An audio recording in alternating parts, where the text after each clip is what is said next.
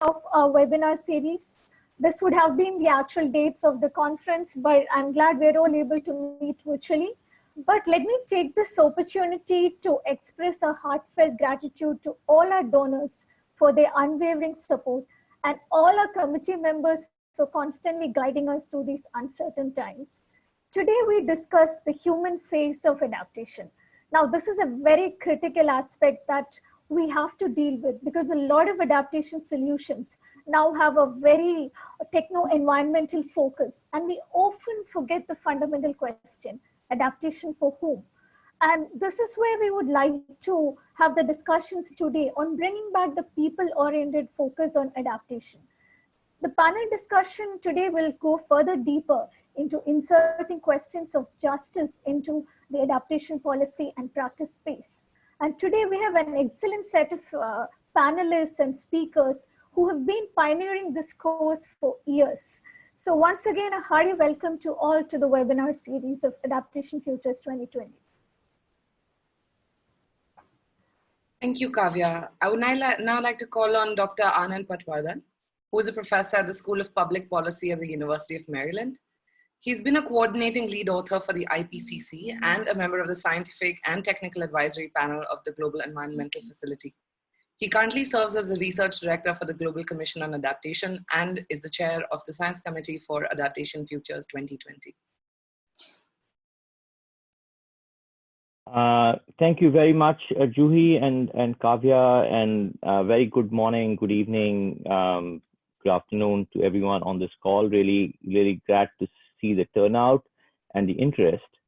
Let me add my warm welcome to Kavya to this webinar, the second in the series of webinars we're doing on the original dates of the Adaptation Futures 2020 conference. For those who might not be familiar, Adaptation Futures is the flagship conference organized by the World Adaptation Science Program. And of course, in this year, it was TERI, the Energy and Research Institute, as the host of the conference in Delhi. This would be the sixth conference in the series of conferences, building on the last one, which was in Cape Town in 2018. And over time, Adaptation Futures has really, I think, evolved now into a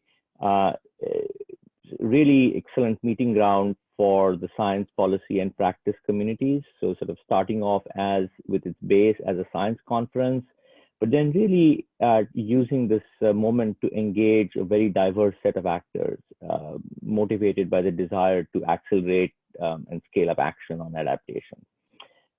So we're happy that we're able to do this series of webinars on the original dates of the conference. And I'm hoping that, through this, we will continue to build the momentum and excitement for the adaptation agenda. To sort of open up the webinar today, just wanted to really make 4 points to sort of as part of my welcome remarks. It's I think interesting that the very reason why the conference has been postponed, which is COVID-19, perhaps brings out in a very vivid and very tragic way the reasons why we are and we are not resilient. And this is not the first systemic risk that we have faced. This will not be the last systemic risk we have faced, and really trying to understand how we effectively respond to these risks is at the core of resilience. So all of the factors that we know from past experience that have been important in successful response, whether it is the issue of leadership, the need for planning and preparedness and anticipation, the need to invest in capacity and the value of redundancy and flexibility, the need for cooperation and coordination across and at different scales. Where all of these factors have worked well, we see the result, and where they have not, we see the tragic result as well. So in some ways, I think for me, it just reinforces the importance of moving resilience up on the policy agenda. Second, I think what this also brings out very, very clearly as we look at the pandemic play out across different countries is that we need to address our core structural issues that are responsible for our vulnerability in the first place. Whether it is aspects like decentralization and devolved decision making, the ability to effectively address marginalization and vulnerable communities, the lack of opportunities, governance as a really big factor, governance and effective institutions. All of these are central to what we will see, what we are seeing happening now. And they're also central to our vulnerability to climate risk. So I think it's particularly appropriate that today's webinar explores the human dimensions of adaptation and brings out questions of equity and justice to this fore, because I think those are, in fact, some of the key structural issues that we see so evident even in the way the toll that the pandemic is taking, and in fact the impact of the response measures to contain the pandemic and where that fallout and that burden is being felt. Third, bringing this back to Adaptation Futures, I think it also highlights the importance of science and knowledge in dealing with a situation that is extremely uncertain and constantly evolving as new knowledge comes in. And so I think, again, a lot of the issues that we see in responding to climate risks, we see playing out here, whether it is the lack of information, the ability to have evidence actually be used to tell different stories, our ability as a community to be able to effectively communicate information and scientific knowledge both to the policy community and to the public. I think those are all critical aspects underlying the motivation for the conference. And then finally, of course, the immediate challenge that faces us is how do we ensure that our crisis management response to COVID-19 not just helps us in dealing with the immediate crisis and its fallout, but also sets us up for the long term for a more resilient future. And so I think the notion of connecting and building resilience across these different scales really becomes an important priority. So once again, a very warm welcome to everyone for this second webinar. We have, as Kavya said, a very distinguished group of panelists, and I'm really excited that we are able to gather everyone together even in these challenging and uncertain circumstances. Thank you very much. Thank you, Dr. Patwardhan. Now I'd like to call upon Dr. Yusuf Nasif, who possesses 30 years of experience in diplomacy and international environmental policy, and he's a seasoned diplomat from the Egyptian Foreign Service. While assuming progressively higher levels of leadership at the UNFCCC, he led the UNFCCC support for a number of ongoing initiatives on adaptation. These include the inception and support for the NAPAs and the NAPs, the Nairobi Work Programme, and the Warsaw International Mechanism for Loss and Damage. He recently created the Resilience Frontiers Initiative, which applies foresight for attaining post-2030 resilience and is therefore key at this moment. He's also a member of the Steering Committee for Adaptation Futures 2020. Well, thank you very much, and thank you for inviting me to this virtual meeting. I know we had all planned to be sitting around the table together, but I think this is second best, and we've saved a few emissions as well. So as I'm in sort of the introductory part of this, I won't go into any operational aspects or UNFCCC legalese, but perhaps share a few insights and come up with a couple of conclusions at the end that may be found relevant to the raison d'etre of Adaptation Futures. And as Anand said, the whole idea is to identify areas of knowledge and possible research avenues. And I think the situation that we're currently in with the COVID-19 crisis has got me, at least, and many others, I'm sure, to think slightly different in our perception of response to both climate-related emergencies as well as the one we're going through right now, and has induced a certain need for a transformation in our thought process in order to humanize our approach to adaptation and resilience. The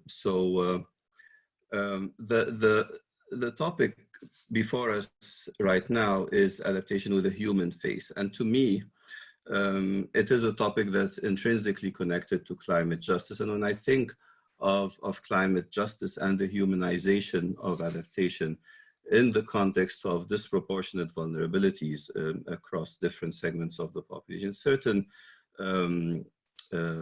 notions are evoked by this term. What comes to mind is things like equity, human rights, solidarity and collectivism, and even ethics. So adaptation with a human face in contrast to what? The question I ask myself. Basically in contrast to any type of adaptation response that doesn't take these into consideration, the terms I already meant, doesn't take equity into consideration, doesn't take human rights, etc. Including ones that prioritize economic considerations or wealth enhancement or wealth preservation as a higher priority than loss of life, for example. And the primacy of human life I see as central to this, where each life is of equal priority to the next. And this has implications in that when we deal with loss of life, it has to be something that is perceived to be an intolerable loss, not subject to cost-benefit analysis. So if it's cost this much, it's okay. And I saw a lot of arguments going on in that regard in the context of herd immunity, where people said, no, this can lead to loss of life and we cannot tolerate that. And others were saying, but maybe the bigger good justifies.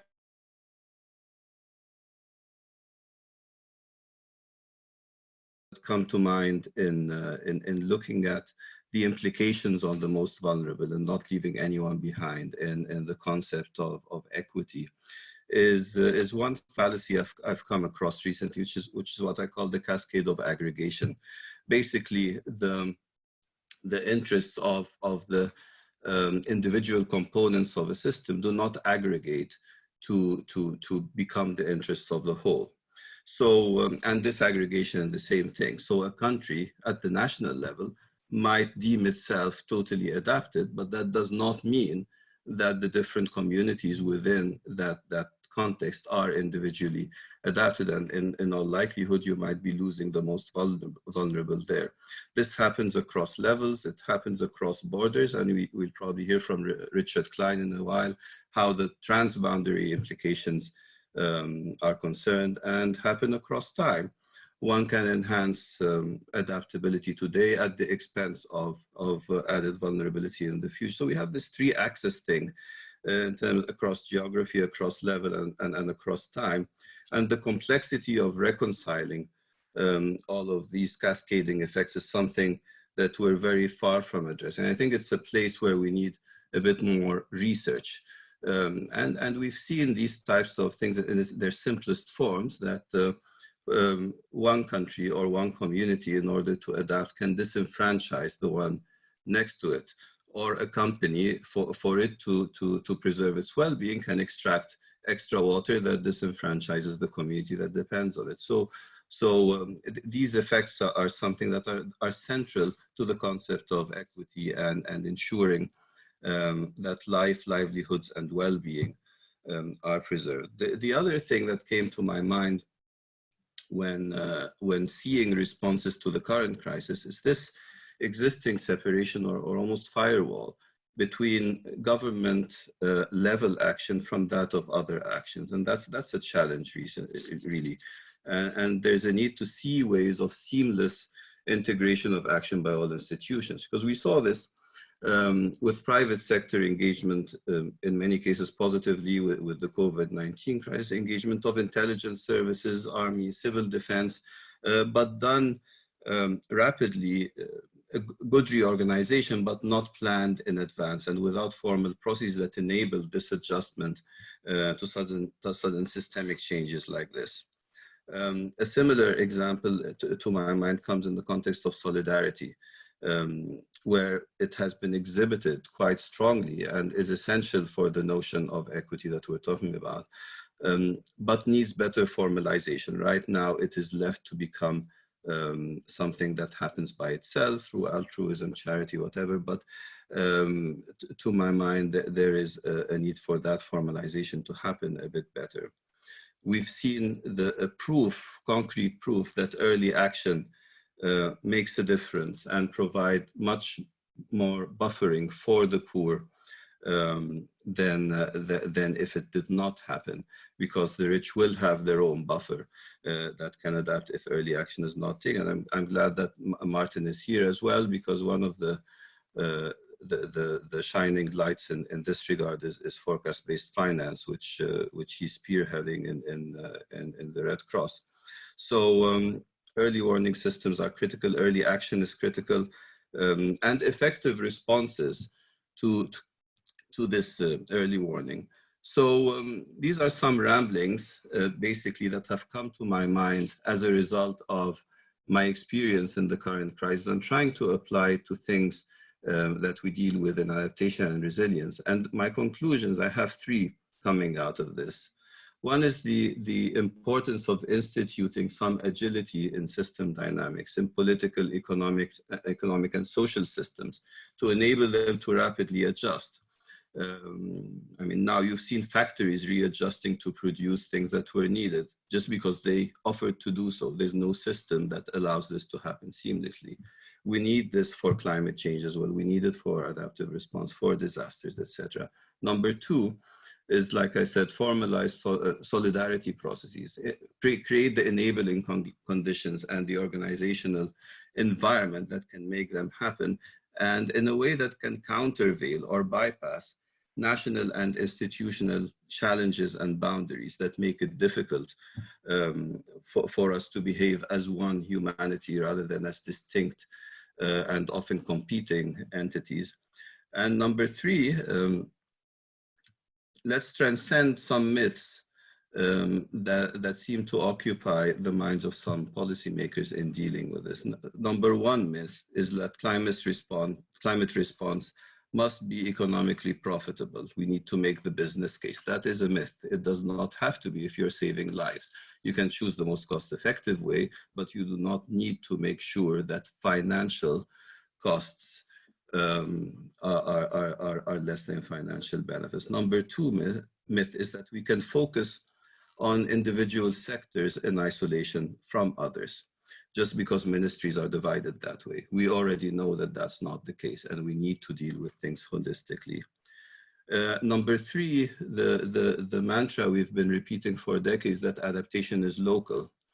Well, certainly aspects of it are local, and the most vulnerable need community level action.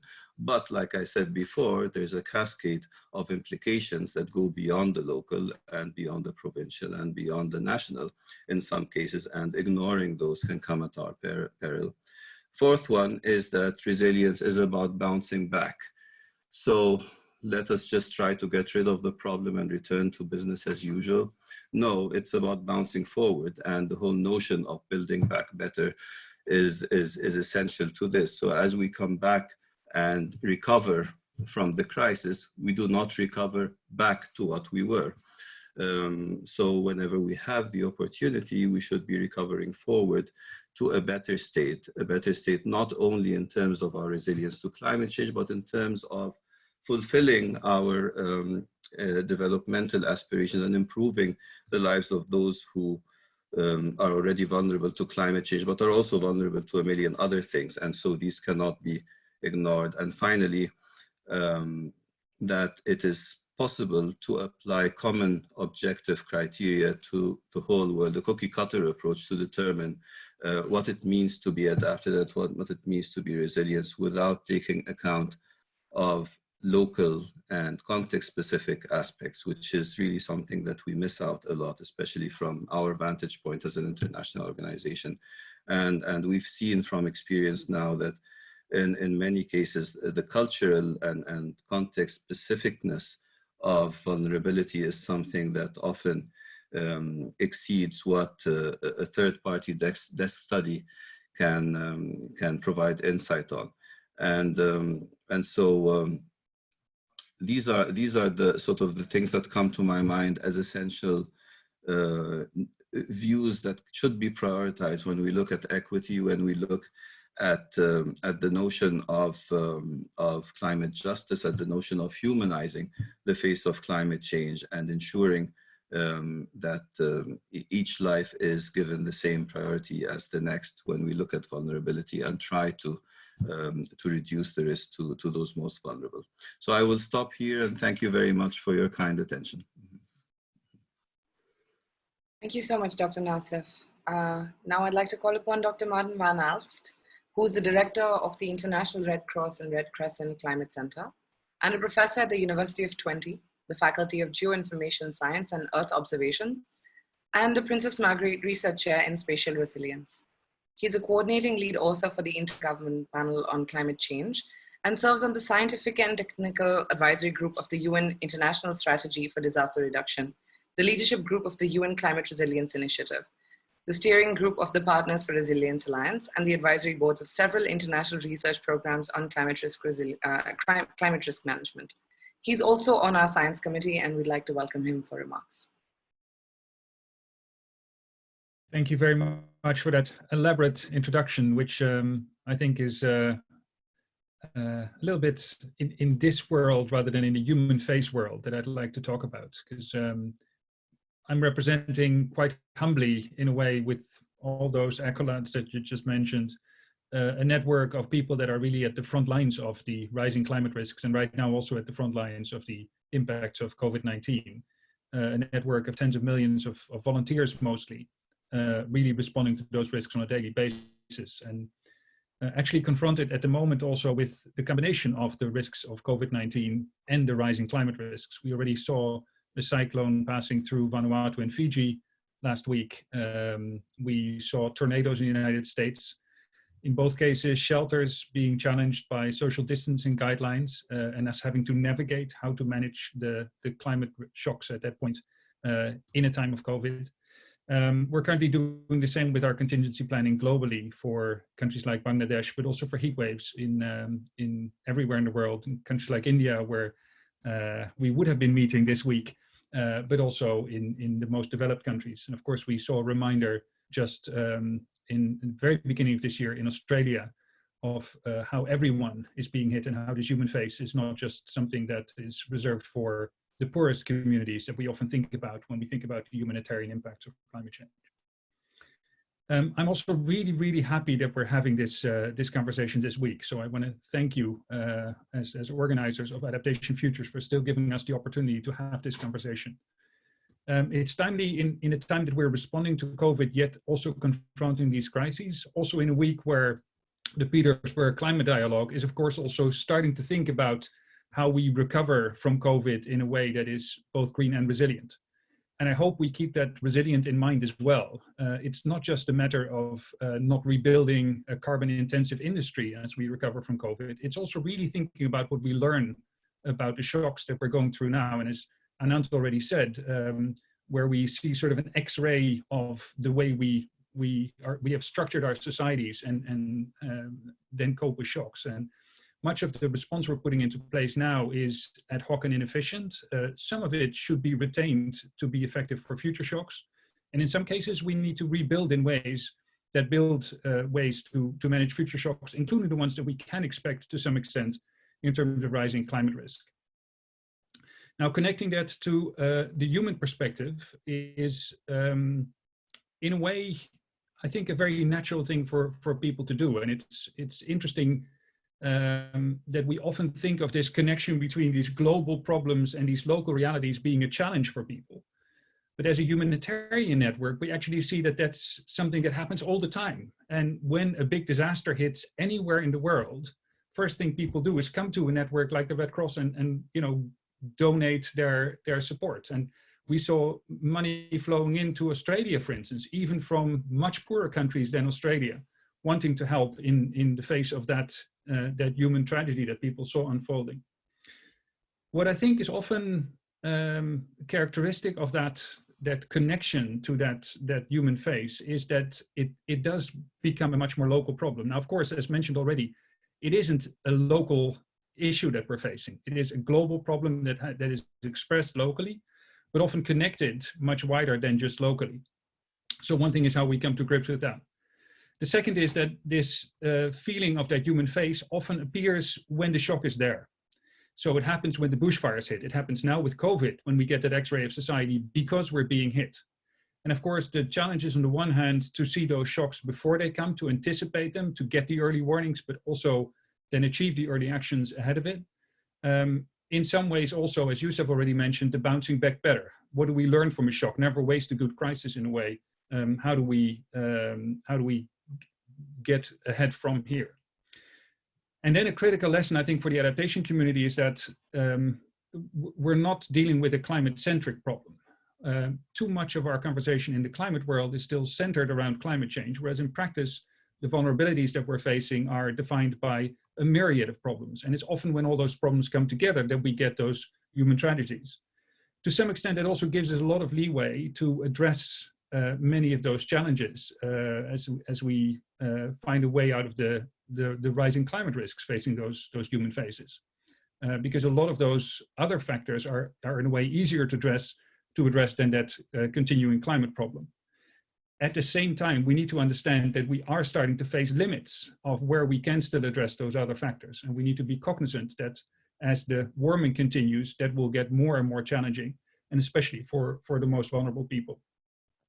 One plea I wanted to make to the science community also gathered here in Adaptation Futures is that we document what is happening now in terms of the current shocks and what is happening in terms of the thinking about how we deal with those shocks. Especially also in the coming half year, the IPCC AR6 deadline has moved by a couple of months. So we have until November now for submitted literature. It will be critical that we can inform policymakers with a solid knowledge base on what we are learning about our resilience to these risks, and also how we can retain some of that resilience going forward. It will also be critical that we give a solid picture of what this current crisis is doing, well, to the emission pathways in the warming, but also to our levels of vulnerability. And face it, with an economic downturn, especially probably hitting the most vulnerable to some extent, many of those people are going to be more vulnerable to climate shocks in the coming years. And it'd be important to face that and to think about what we can do. Coming back to what Youssef already mentioned as well, a very important element there is to be ready for shocks when they come. And as I said, we're doing that right now in times of COVID, thinking about how we would evacuate people in Bangladesh, even when the shelters may not be able to accommodate so many people in terms of social distancing. Going forward, much of that information that we're collecting for those early warning systems is also the information that is needed to inform longer term adaptation planning. And too often, those pieces of information are segmented. We're not investing in the early warning systems from our climate finance. We're also not taking the information that we gather in early warning systems in terms of the most vulnerable into our longer term climate policy assessments. And one of the things that we're seeing in the assessment also for the IPCC 6 assessment report now, where I'm co-leading the chapter on key risks, is that the extent to which we can support those most vulnerable people, those individuals, the extent to which we can manage risk really defines the levels of risk that we'll be facing. So there is one axis that is defined by the level of warming and the constraints that starts to put on us, and there are limits in sight on how much we can do. But a lot of what we'll face in the future is determined in the end by how we manage all those other factors. And putting our information together from those different perspectives across timelines, across different types of risks, and even across different types of shocks, including the current one of COVID, is the way to go in terms of understanding those risks. So I want to thank the organizers once again for having us together this afternoon. I really look forward to the panel discussion. And I'm looking forward to working together among the science community to learn from this period and to inform how we bounce back better, as Youssef said, from this challenging period. And hopefully by the time we hopefully meet in India for the real Adaptation Futures, we'll have brought some of that learning together and hopefully inform the world in leaving fewer humans vulnerable to the shocks that are coming our way. Thank you. Thank you, Dr. Van Elst. Next, we have Mr. Mikko Ollikainen, who has served as the manager for the Adaptation Fund Board Secretariat since April 2017. In addition to overall management of the fund, he spearheads the implementation of the fund's medium-term strategy and resource mobilization. Prior to joining the Secretariat, he worked with the World Bank Carbon Finance Unit as a carbon finance specialist and lead manager, particularly on forest-related projects in the Biocarbon Fund. Welcome, Miko.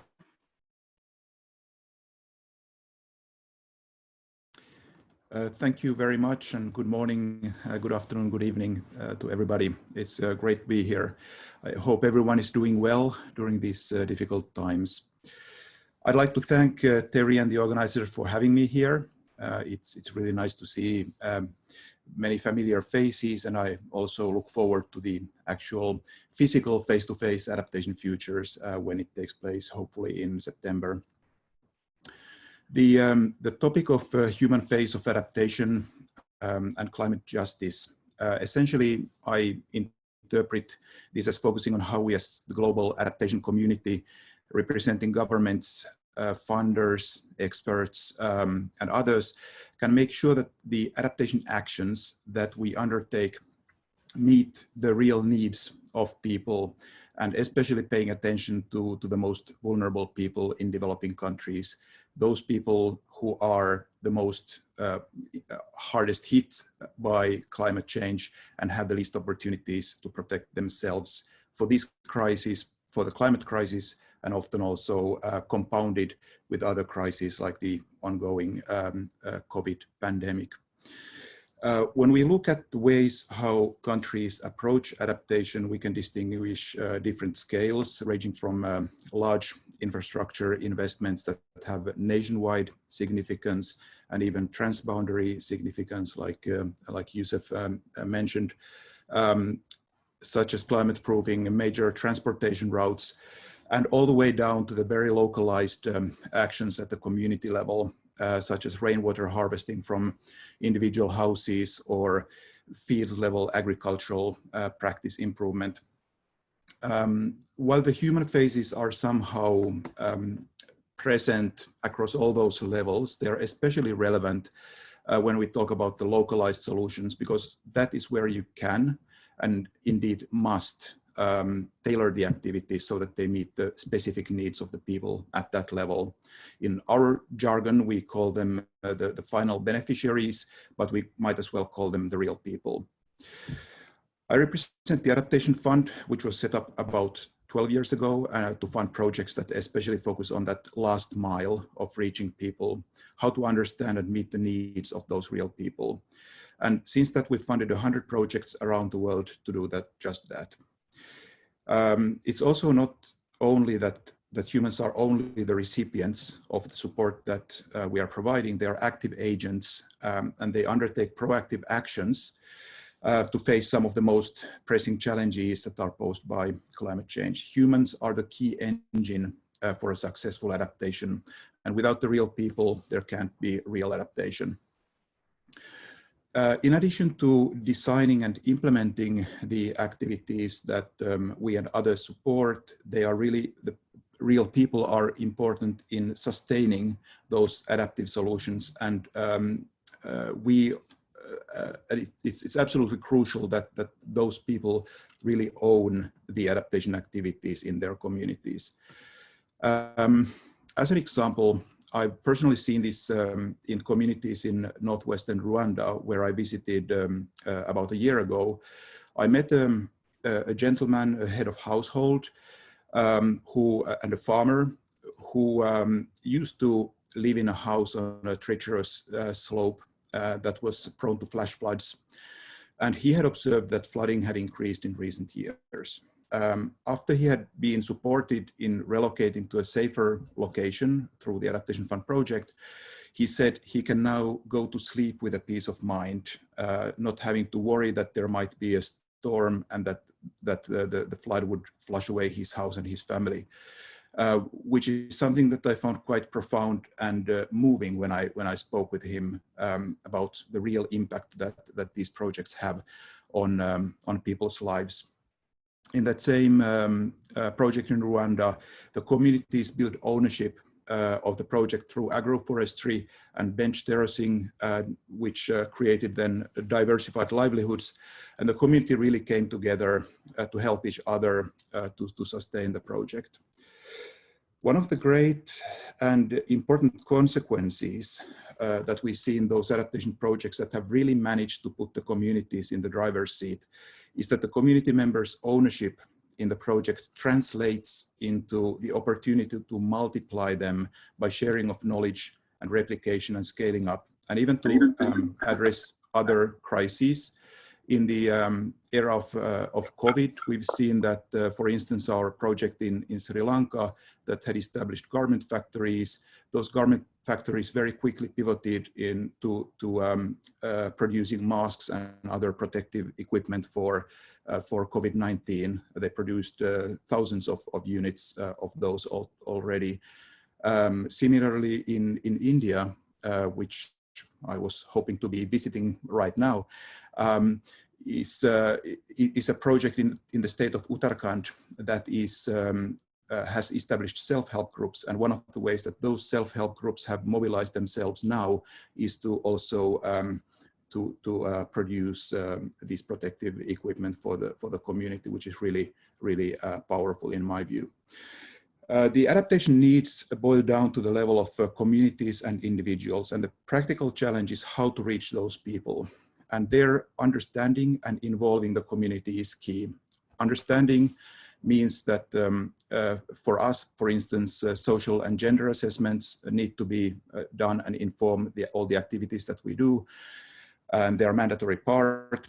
And involving the communities, consultations with the communities through the project design, recording and reflecting what the community members think, and ensuring that the community members can participate in the project decision making. That's really important. In our case, it's also embedded in our screening of the organizations that can access funding from us in the first place. They need to illustrate how they can work with communities. And in the case of direct access entities, which is countries' own organizations that can access funds from us directly, which is one of our hallmark features, those organizations have been able to implement something called enhanced direct access, which means that they work with the national organizations, work with the local organizations and communities to really start the project, the identification process, and do that completely regardless of the international level. And we've seen some really great examples of that in South Africa and Costa Rica and Micronesia, for example. Finally, I'd like to highlight the importance of scalable examples in solving the adaptation challenge. Much of what I've said just now was about how specific and tailored our local level adaptation activities need to be to reach those human faces, and that we cannot apply a cookie cutter method like the speakers before me have mentioned. At the same time, when we look at the big picture of adaptation globally and the massive amounts of investments that are needed, that are upwards of hundreds of billions of dollars per year globally, it's clear that we have a double challenge. How can we scale up adaptation work without losing sight of that specificity and attention to detail at the local level? One part of that is what we are doing, implementing innovative adaptation projects that help capture knowledge and learn lessons and make it easier for others, different types of organizations, even the national governments themselves, to take some of those lessons and scale them up. And for finding those innovations and learning those lessons, there's a big need for the research community. And I would like to end by shouting out to the representatives of researchers online today. Your work is extremely important. And if you work in the innovation space, please also stay tuned for the new innovation financing facilities that the Adaptation Fund has put in place. And if there's an opportunity, never hesitate to be in touch with us and see how we can work together. Thank you so much. Thank you so much, Mikko. On behalf of the Adaptation Futures Secretariat, I would like to thank all our opening speakers for their insightful remarks, which have given us a great platform to begin our panel discussion on adaptation with a human face, moving towards climate justice. I would like to welcome our panel facilitator for this evening, Dr. Salim ul Haq. Dr. Huck is the director of the International Center for Climate Change and Development at the Independent University in Bangladesh, and the past director of the Climate Change Program at the International Institute for Environment and Development in London. He has published numerous articles in scientific and popular journals, and was the lead author of the chapter on adaptation and sustainable development in the third assessment report of the IPCC. He was also one of the coordinating lead authors of interrelationships between adaptation and mitigation in the IPCC's fourth assessment report. Dr. Huck, it's your panel.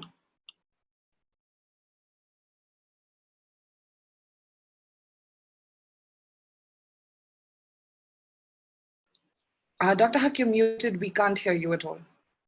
I'm sorry. So thank you very much, everybody, for joining and welcome again. Let me first introduce each of the panelists, and then I'll give each of them 5 minutes or so to make their initial remarks, and then hopefully we can come back to them with questions later on. The first panelist is going to be Richard Klein, a senior research fellow at the Stockholm Environment Institute. The second will be Professor Colleen Vogel, who's a distinguished professor at the University of Witwatersrand in South Africa, also a member of the Science Committee of the Adaptation Futures.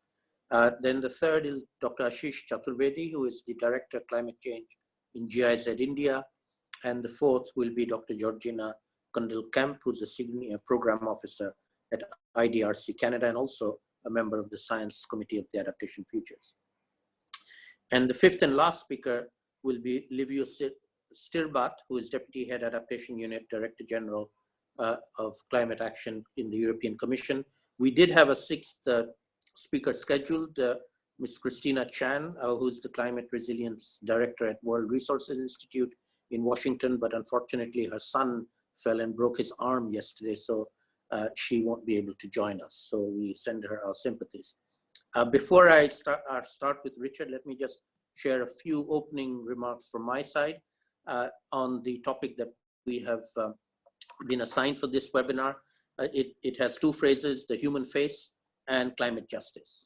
We've heard a lot about the human face and the need for us to use that as a primary sort of moral, I would say, more than anything else, issue for us as scientists and other practitioners to deal with the climate change issue.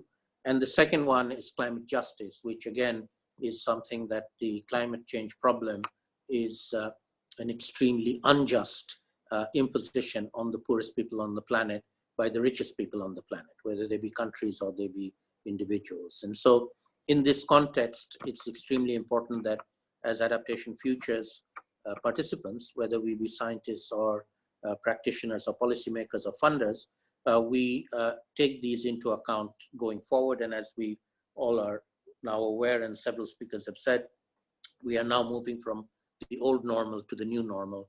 And in a sense, this is an opportunity for us to think out of the box and change the way we do things. So I'll end by just sharing a little bit of the work that I've been doing.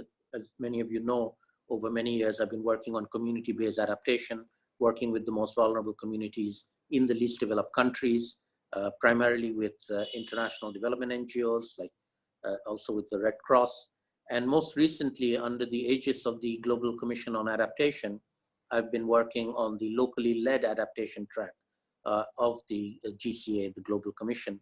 And we are now moving that forward very, very quickly with two of the commissioners, namely Sheila Patel, who heads the Slum Dwellers International, and Dr. Musa, who heads BRAC, which is the biggest NGO. It's a Bangladeshi NGO, but it's the biggest international NGO in the world as well, to take this community-based, locally led adaptation issue forward in the context of coronavirus, COVID-19, because these are the same people who are being affected today, who will be affected tomorrow by the climate change impact. So we've started already engaging with the grassroots groups that we have built up relations with, and we'll be coming out with a series of outputs and products, knowledge outputs, sharing universities with community groups to bring out the experiential knowledge of these communities, not just their vulnerability, but their own agency in tackling the problems that they are facing and coming up with solutions that they are themselves able to communicate.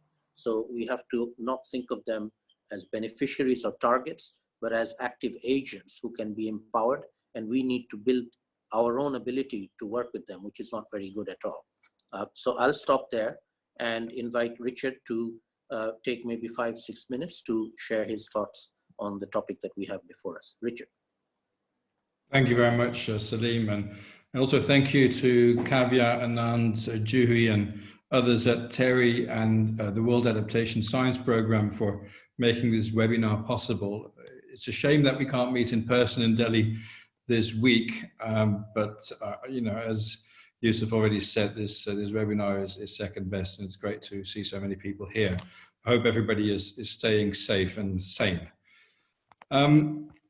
Justice is a key element of climate action that is not just, not fair, meets resistance, and is therefore likely to be much less effective. So justice is not a trade-off to climate action. I just want to put that out first. Now, several of the speakers on this panel will talk about the north-south dimension of climate change adaptation, which is absolutely key as it reveals the need for justice both at the global and at the local level. And the starting point for much of that discussion is the fact that the global north has caused the problem and the global south bears the brunt of the consequences, which is absolutely key and needs to be discussed. But I will be talking about something else. In climate change mitigation, an important focus of climate justice is the fate of people who are part of the fossil fuel economy and who could end up being worse off due to climate action. Take, for example, the Yellow Vests protests in France, or the protests in Chile that caused COP25 to take place in Madrid. And large sums of money are being made available to ensure what is called a just transition to address the underlying inequalities that create the injustice in the first place. A question that I have been pondering is, what would be a just transition in adaptation? It isn't about historic responsibility of climate change. It isn't about climate finance allocations or even about the limits to adaptation. But it's about the fact that just like coal miners in Poland see their livelihoods threatened by climate change mitigation, people risk losing their livelihoods as a result of climate change adaptation. Take, for example, coffee farmers in Guatemala.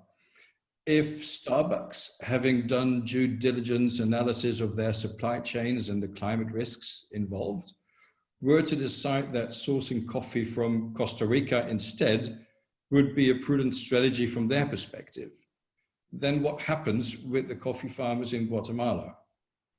Do they have alternative livelihoods? Does a company like Starbucks have a responsibility? Do they even care? Should they care? What we do know is that these coffee farmers have even less of a voice than the people with yellow vests in France. And there are, of course, many more examples of people who are at risk of adaptation as well as climate change. So what would a just adaptation transition look like? I'm asking that question because much of the discussion about climate justice in adaptation, as I said, is about the injustices at a global level and the fact that people are being disproportionately affected in the global south. But I would add to this, not only by climate change, but also by climate adaptation. Now, I don't have the answer to the question of what a just adaptation transition would look like, but it seems clear to me that we need to consider this issue in our adaptation planning and policies. A just adaptation transition is particularly important also for private companies. And I mentioned Starbucks, but I don't want to single them out. Sorry if there's anybody here who likes Starbucks. They need to have that transition on their radar screen. Many companies are at the moment busy assessing their financial exposure to climate risk in order to decide what would be the best course of action for them. But in that process, these companies should also consider the effects of their actions and ensure that they do no harm to others when adapting in their own interests. It's questions like these that we are addressing in the Adaptation Without Borders initiative, which is a recent initiative that ODI in the UK, IDRI in France, and the Stockholm Environment Institute have recently taken, and we've been joined by ECMOT, University of the West Indies, ENDA, and others. And that initiative recognizes that, first of all, we live in an interconnected world, as we now all are very aware, and that the effects of climate change and the effects of adaptation to climate change cross borders. The Adaptation Without Borders initiative responds to that challenge and creates opportunities to strengthen international cooperation on adaptation, paving the way towards lasting global resilience for all. I'd like to leave it at that, just adding an additional element, an additional dimension of climate justice and adaptation, the human face of adaptation, one that crosses borders and one that may not have been on the radar screen of many, and where many questions remain to be addressed. Thank you very much. Thank you very much, Richard. I'll now invite Colleen Vogel to say a few words. Thank you all very much, and thank you for this wonderful opportunity to share even across continents and different spaces. Can you all hear? I hope Yes. I'm coming across. Thank you very much. I want to just make 3 brief interventions, and many of them have been discussed already, but just to really amplify them. And a couple of books have been written in the past, for example, Robert Chambers and others, about whose reality counts, whose crisis, whose future. And what these crises do, including COVID, is really just to surface the 2 different types of vulnerability that we have. The chronic vulnerabilities, which are, if you like, the normal that everyone is trying to struggle through. And then obviously the outcome vulnerabilities as these events pass in their wake, what is left.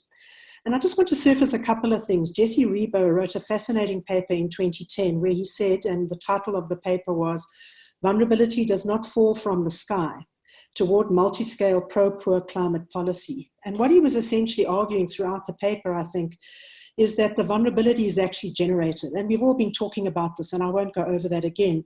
The issues of equity, the issues of gender dimensions, the faces of these inequities that pop up and are unfortunately expressed on our televisions all the time, the young, the elderly, the homeless, etc. But that then brings me to my second point, not only about the chronic vulnerability, but I think really as an adaptation community, and I use that in quotes, made up of scientists, policymakers, and others, I think it's time for us to, if I may be a little bit provocative, to step back.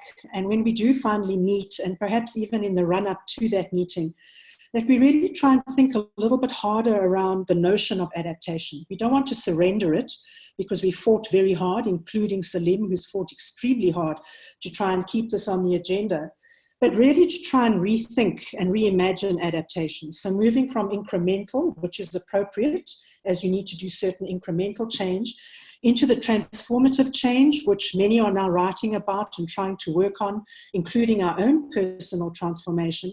But I'd like to push us a little bit and to think really, as I'm learning from my educational colleagues who deal with social learning, more around transgressive change. How do we cross the boundaries? How do we shake up the systems? How do we even transgress some of our own personal beliefs and ways of doing things? So my second point is really to move into this more generative space. And I'd like to just pause here very quickly, and I'll read it very, very quickly. But Maria Kaika wrote a great piece called "Do Not Call Me Resilient Again." And I think it's time for us to relook at notions of adaptation, but also resilience. She quotes Tracy Washington, who was dealing with the oil spill in Katrina, hurricane, and also the BP oil spills. And she was really getting frustrated at the time. And her point was, and this is where I'd like to quote, "Every time you say, oh, they're resilient, it actually means you can do something else, something new to my community." And here's the rub. We were not born to be resilient. We are conditioned to be resilient. I don't want to be resilient. I want to fix the things that create the need for us to be resilient in the first place. So what I'd like to urge us to do as an adaptation community is, can we come together with those in the science and technology community, those in the education community, those on the ground, working in local positions, to really try and rethink some of these notions so that we can actually do the interventions, I think, a little bit more effectively, obviously building on what we've done. And then finally, if I may, where to next? And here I'd like to close the loop and come back to whose reality counts. I've been getting a little bit nervous as I get older. Maybe that's just because my brain cells are perhaps dying, I'm not sure. But I think we need to err against being kind of seen as climate missionaries, where we're going out and trying to convince people. Obviously, that's important, but we also need to be expanding the knowledge base, expanding whose knowledge counts, whose realities should be in the discussions. And there I'd like to definitely echo the words of some who have already spoken before me, not so much the bouncing back, but the bouncing forward. Who charts that course? Who has the, if you like, power to actually do that?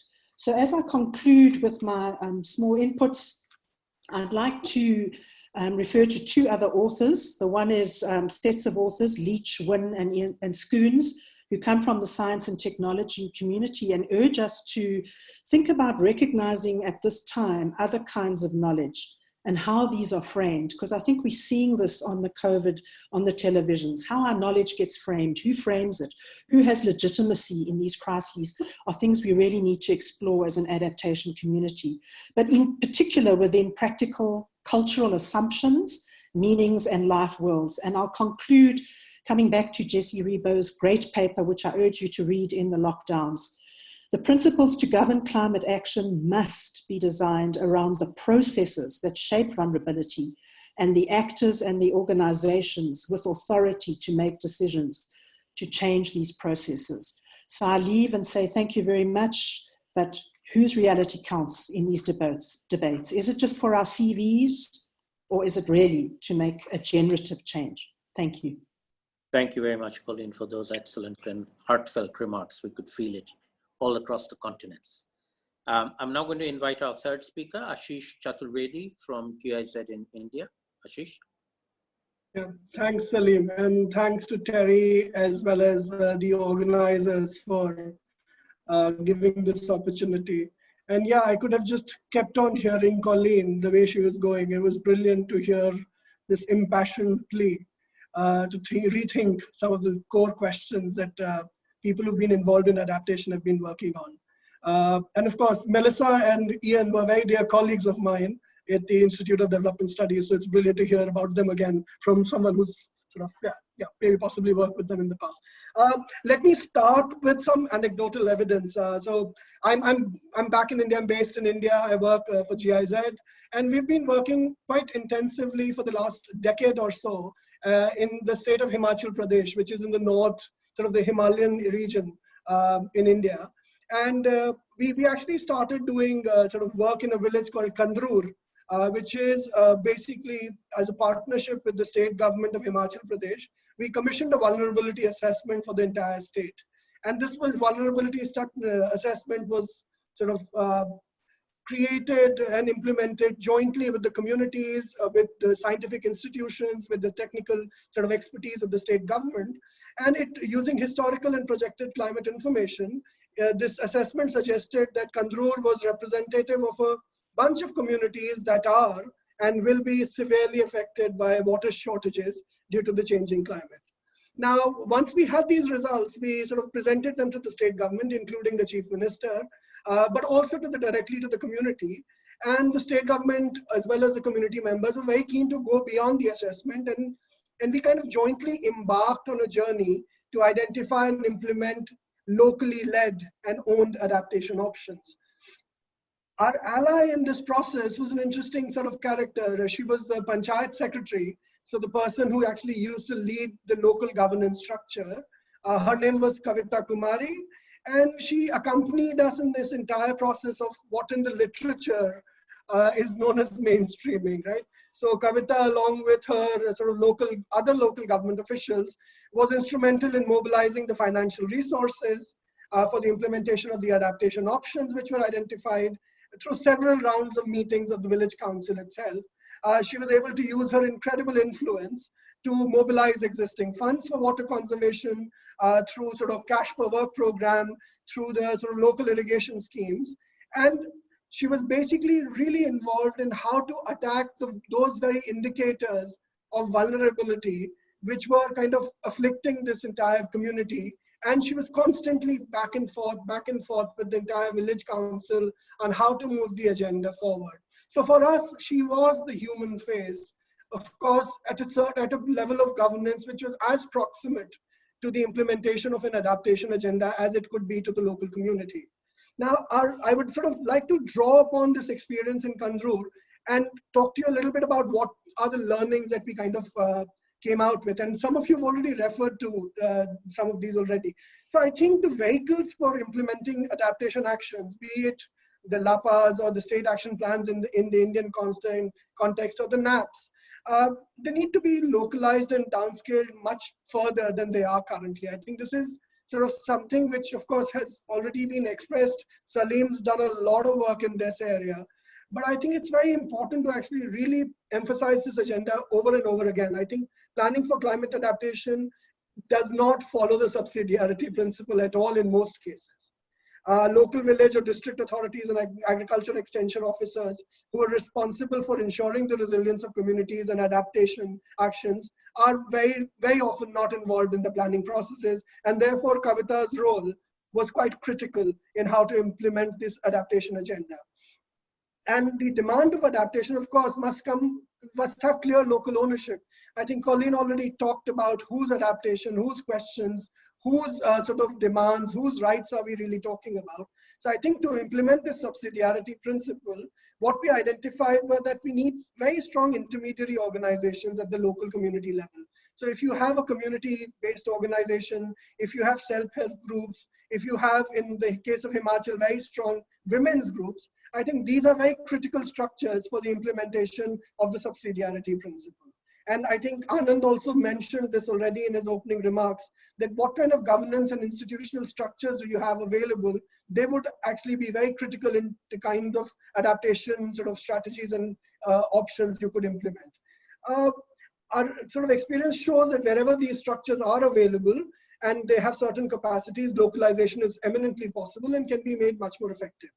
Our second sort of learning was that this belief of target group orientation, working with the community, whose questions are we answering, whose vulnerabilities are we really talking about, who's framing those vulnerabilities. This has been reinforced several times over. In fact, every time we go to the community, this is thrown back at us, and we are constantly sort of faced with this reality. So while there is a lot of discussion on whole of government approaches for climate adaptation, climate change mitigation as well, we realize that it is crucial to acknowledge that the whole of government is embodied in the most vulnerable already. On sort of the most vulnerable communities, the most vulnerable people, the whole of government is actually embodied in these people already, in these communities. And as a result, sort of what we've tried to do and what we're currently still struggling with is to evolve the mainstreaming agenda away from the government institutions and government hierarchies and structures, to start thinking directly about working with communities, with target groups, whose agendas and whose questions have to be answered. And that's precisely why we have just initiated work with the local women's groups, as well as the representatives of village councils, elected village councils in the state of Himachal Pradesh. The final point, which a couple of my sort of co-panelists have already mentioned, there is no cookbook approach to develop and implement adaptation interventions, because they are so context specific. And I think that's why this perennial search, and as someone who's working very closely with government at the national level as well as at the subnational level, I had this very interesting interaction with a sort of a very senior bureaucrat, and he said, why don't you tell us what could be the standard operating procedure? And I sort of just recoiled sort of instantly, and I said, well, sort of, this is probably challenging. So there is, of course, not a cookbook approach for identifying adaptation interventions, but there might be a cookbook approach or standard operating procedure for identifying sort of adaptation options. Okay, so that's different, right? So implement an intervention versus an approach for identifying options. What are the steps which would lead you to adaptation options? And I think, therefore, we must be very careful about claiming to create locally led, community-specific adaptation interventions, which are at the same time replicable and upscalable. So many thanks for sort of giving this opportunity, and over to Salim, who seems to be away.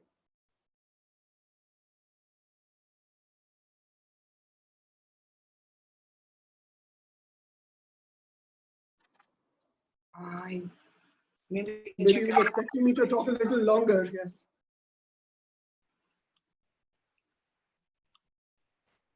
Maybe we can have the next speaker. Or maybe we move to, yeah, I was going to suggest if we move to Georgina. I believe Salim had said you were next. Yeah, sure. Good morning, good afternoon, and good evening, everyone. Perhaps I'll just start by saying that Martin and Ashish's bookcases are making me feel quite insecure over here. So I'll make my comments the best I can in the context. Yeah, just thank you to the organizing committee. I think that this the panel today and yesterday is really demonstrating that we really can have deep dialogue through these virtual settings, and this is the direction that we need to seriously think about moving towards. So thank you for the opportunity to test this out. I'm going to share some thoughts today that we've been developing through a collaboration with the Institute of Development Studies, thinking about how we go about developing a Southern-led research agenda on climate justice. So just to acknowledge that some of these thoughts are coming from that effort, and we have a webinar on the 14th of May on that work, and you could follow either myself or IDRC on Twitter if you're interested, and we'll be announcing that shortly. So what I'd like to do this morning is just begin by thinking about what we mean by justice when we talk about climate justice. Think about the particular challenges that we face in having that conversation in the context of climate change, and then identify a few ways forward I see, particularly for the research community as we confront this challenge. So, justice is really about fairness, equity, and doing what is morally right, and I'll come back to that in a moment. And in the climate change space, we can think about two key aspects of justice. The one is a procedural justice question, where we ask questions about decision-making processes, about the impacts and responses to climate change, and how these processes can be fair, accountable, and transparent. So, for example, within this category, we consider ways to ensure meaningful participation of least developed countries in climate negotiations, or of the most vulnerable populations in decision-making over their own futures. The other type of justice question that we see is about distributional justice. And here we're looking at the costs and benefits of climate change and how these are shared. So for example, conversations about loss and damage, and more recent conversations about stranded assets in Africa are very much tied up in this distributional justice question about costs and benefits. But having either of these two conversations in the context of climate change is particularly challenging, I would say, for three main reasons. The first is because, or it really arises from the complexity of the climate change problem. We're dealing with non-linear system dynamics, which mean that some of the worst impacts of climate change occur a very long time after the actions that caused them. And many of these actions are taken by elite populations with high levels of decision-making power, while the effects of those actions are mostly borne in the future by populations with the least political power or resources to adapt or cope. So this non-linearity makes assigning blame very challenging, which makes particularly the costs and benefits conversation very challenging, at least at a macro level. And then the second challenge is that the lines of responsibility for climate change then become quite blurred. At least historically speaking, climate change did not result from an intention to do harm, nor from an awareness of the consequences. If we think about the actions causing current climate change back in the 80s and 1990s. So what this means is that we lack clear lines of moral transgression and ethical violations, which is only made more challenging by our own collective, although unevenly distributed complicity in causing climate change, and therefore questions about our own ability to be objective as we think about responsibility. And as we consider these questions, this is the third challenge I think we face, specifically as we focus in on the most vulnerable. We simply have to take seriously people like Amartya Sen's work on ideas of justice, in which he warns against assuming a universally accepted starting point about what is right and what is fair. This can make us all feel a bit paralyzed, though, because how do we move forward? And I do think that the Universal Declaration on Human Rights, for example, gives us certainly some common starting point to start thinking about this, and provides a common vision of what is morally right. So how do we move forward amid this complexity and these challenges? I certainly don't want to suggest that we don't act. Given these challenges, we have to act, and time is short. So I think what we're looking at is a combination of contextualized approaches that pursue locally constituted notions of justice when dealing with local communities, while simultaneously we need research, practice, and policy that takes aim at the social structures that hold vulnerability and injustice in place. So what this means is that we need to take aim at the root causes of vulnerability, including marginalization, exclusion, racism, colonial legacies, and gender injustices. In fact, I think we could even go so far to say that a climate justice agenda in adaptation is a feminist agenda. So 3 key areas of future research. There are many, many more, but these are just top of mind for me right now. I think we need gender transformative and intersectional approaches to adaptation and mitigation that pursue gender equality and social inclusion as central tenets of what that research is about. So it's not just about what we study, it's about how we go about that research. I think we need more focus on climate, conflict, and migration, this nexus.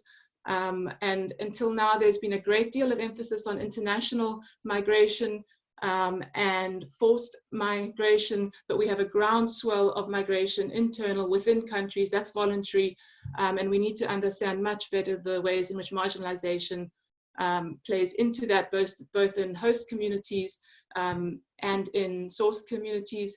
And then finally, I think we need to start taking seriously the need to build a much more inclusive climate knowledge to inform adaptation policy. I think the IPCC is an incredibly important process, but it has been historically rather weak in dealing with indigenous knowledge, due in large part to the rules in place for evidence to be included and our ungrounded assumption that science itself is value neutral. And as we do that, I think we need to learn very quickly from our friends in the Intergovernmental Panel on Biodiversity and Ecosystem Services who have perhaps gone a bit further here with a multiple evidence base for that work. I'll stop there. Thanks very much. Hi, Georgina. Thank you so much for that. I think we've lost Salim and his connection. So maybe we can leave you to go on with the comments. Many thanks, everyone. I was going to make the same remark that Salim doesn't seem to be among the participants anymore. Let's hope he manages to get back. But thanks for the floor. And let me just start by saying that I have the benefit of having the last intervention and also of being one of the bureaucrats that Ashish mentioned earlier, and also I believe the only one not to be a doctor or professor. So I think that sort of increases the representativeness of the panel, and I think perhaps adds a nice bit of context to this, because Adaptation Futures is very important for us at the European Commission because it brings together policymakers and the science community. We have a European equivalent of that, which happens on alternate years with Adaptation Futures, which is called the European Climate Change Adaptation Conference that took place last year in Portugal. And that is also for us very important to engage as policymakers directly with the scientific community. And we were looking forward to being in India these days, of course, but we look forward and hope to be able to do this at the rescheduled date to have an in-person contact and an interaction with you. Let me also just say that I am speaking on behalf of the Deputy Director General at the European Commission Department for Climate Action, Clara de la Torre, who was on the who's an advisor to the steering committee of the Adaptation Futures Conference, and extends her apologies for not being able to join today. I'll have a sort of mixed few words to say, or a mixed introduction to the work that we do at the European Commission on adaptation. I am in the adaptation unit, which deals specifically with this. And I wanted to update on 2 developments, one from the policy side and one from the science and research side.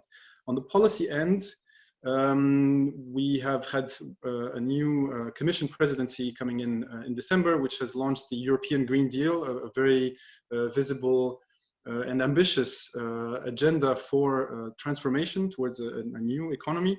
And one of the initiatives on the front of this new European Green Deal was a revision of and an increase in ambition for the EU adaptation strategy. And that is what we're working on, and we're seeing to adopt it towards the end of the year or towards the beginning of next year. And this adaptation strategy, this new adaptation strategy, to complement and expand on the one that the EU has had since 2013, was announced in the European Green Deal together with the climate law. So at the very front and center of this initiative to complement the climate law, which seeks to put into legislation the goal of climate neutrality by 2050, has also been put forward by the European Commission in March, just before the confinement started in Europe. And it too features adaptation very visibly, side by side with climate neutrality, with similar strong wording and evaluation and monitoring requirements. And we look forward to negotiating with the European Parliament and the European Council to make this possibly even more ambitious in the final version. Also, a bit of update on this process and the influence and interplay that we have seen at the European level with the COVID-19 crisis is the fact that the Commission President has often and increasingly so made the connection between the recovery and the recovery phase, the post-crisis phase, and the Green Deal, which is supposed to remain the compass for the reconstruction. And on a side note, because we have mentioned this repeatedly, bouncing back, building back, the President, she has also started to use these expressions. And this is something that we have tried with previous commissions and commissioners at the EU level to get this into public visible discourse. But this time around, it seems that the message has been driven home, and we were extremely happy to see this reference to bouncing back. She's also making references to resilience because she sees the post-COVID EU being more resilient, more green, and more digital. And resilience, of course, she's taking it from a very wide angle. We in the adaptation circle, we take it for granted that it's resilience to adaptation, resilience to climate change impacts. In a wide sense, of course, but she is using it in an even wider sense, and we are very happy to be included in this thinking and this reflection for the increase of resilience at EU and global level post-crisis. I wanted also to mention briefly, while I still speak about the policy end of my brief intervention, on the development of the EU adaptation strategy, the revised one. We are just now starting the process. We're benefiting from a lot of research that the EU is doing, so that the link to research. Of course, we've had some exchanges with Richard Klein, which have been extremely beneficial, and we're trying to make sure that they are also influential to the final outcome of the strategy deliberation in our departments in the Commission. But one development that's very closely related to the topic of the panel is the fact that for the first time in the adaptation deliberations at the EU level, we have involved very early on the trade unions. And this is something that the current strategy from 2013 doesn't do. But we have at the EU level, the Trade Union Confederation, which is running with EU support a project on unions, workers, and adaptation, and is looking at all the possible ways in which the trade unions themselves can be an active participant in the policy making, but also seeking out practical recommendations that then we can put into policy. So that's something that we're very keen on, also to expand on this. There's more developments on the policy side, but I will skip and then conclude with some updates that are relevant to the panel on the science side, because we work in the climate action department. We work very closely with the research department of the European Commission, and that is that in the starting next year there will be an increase in the EU budget for research and innovation with a new program called Horizon Europe, and one of the novelties of this new better resourced research and innovation program will be a new tool called the Mission, missions on research and innovation. These are modeled on the moonshot and the moon landing, President Kennedy's moon landing challenge. And one of the 5 first identified missions So very high visibility with the European Parliament and the Council in joint negotiation. One of the 5 that have been identified is on adaptation. The full title is the mission on adaptation to climate change, including societal transformation. So we are just now in the process of developing what this mission is, setting the ambitious yet feasible targets for it. But already from the title, you can see that the societal aspects, behavioral change, citizen engagement, citizen inclusion will be front and center. And that's also something that we're very keen to explore, and that we hope will make the research needs, the research gaps, the deployment, the scale-ups, the testing of adaptation innovation and adaptation knowledge much more firmly grounded, and therefore go towards to take inspiration from the title of the session, to put a human face on all this research, which is far from just technological. I will close very briefly with an announcement also in this vein. At the EU level, we have been doing for the past decades a series of assessments of climate change impacts at the EU level and cost-benefit analysis of adaptation. The project series is called PESETA, that's the acronym of the title, and the 4th iteration will be launched next month, together with an open public consultation on the new strategy. This is a normal commission procedure to have consultations. But this new or 4th iteration of this study and of this impact assessment at the level of the EU similarly identifies a north-south dimension to adaptation inside the EU. So that's also very interesting to note that these problems and the local specificities are really, it's a sort of a fractal nature in the end, because we identify this at the smaller scale, but also at a sort of supranational level like the EU. We have this dynamic north-south very purely. So in terms of impacts, and also at the kind of targeting and kind of messaging and customization of the solutions that need to be implemented. With this, I will close, and I look forward to the questions. I noticed that there's already quite a few in the Q&A tab of Zoom, and look forward to continue the discussion. So I hand the floor back to the moderators, because I see that Salim is not yet reconnected. Hello, can you hear me? Yes, okay. Thank you very much, Livia, for that. Excellent. I'm sorry I lost power here in my house, and I'm on backup generator here, so I'm not sure how much longer I'll be able to stay on. But thank you all very much for those preliminary interventions. I'll now actually hand over to Juhi to let us know how much more time we have left for the Q&A, and perhaps also curate the questions and ask them on my behalf, because I'm unable to do that here.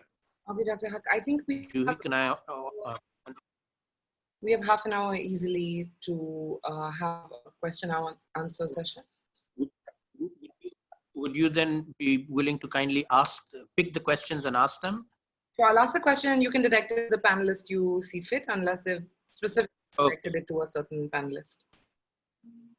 So go ahead. From IHS asks Colleen about Maria Kaika's paper, and she thanks her for recommending it. And she says the call for moving from incremental to transformative action is so important.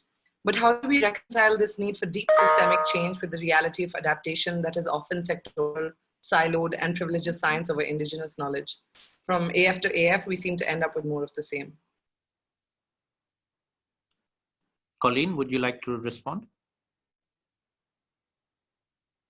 Sorry, I couldn't hear all of the question. Could you just repeat it? Sorry, I'm also coming and going with my connection. Sorry. Okay, sorry, so she says that in reference to the paper that you mentioned from Maria Kaika, she says, how do we reconcile the need for deep systemic change with the reality of adaptation, which is often sectoral, siloed, and which privileges science over indigenous knowledge?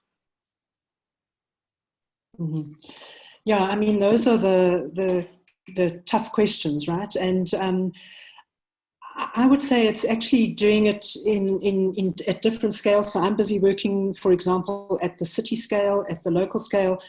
And it just takes a lot of time, trying to not always go in with a climate, if you like, modeling type of agenda, which has been part of my training, but really to go in humbly and listening. And the tension for me is that, you know, these things are urgent. We're needing to do these very, very quickly.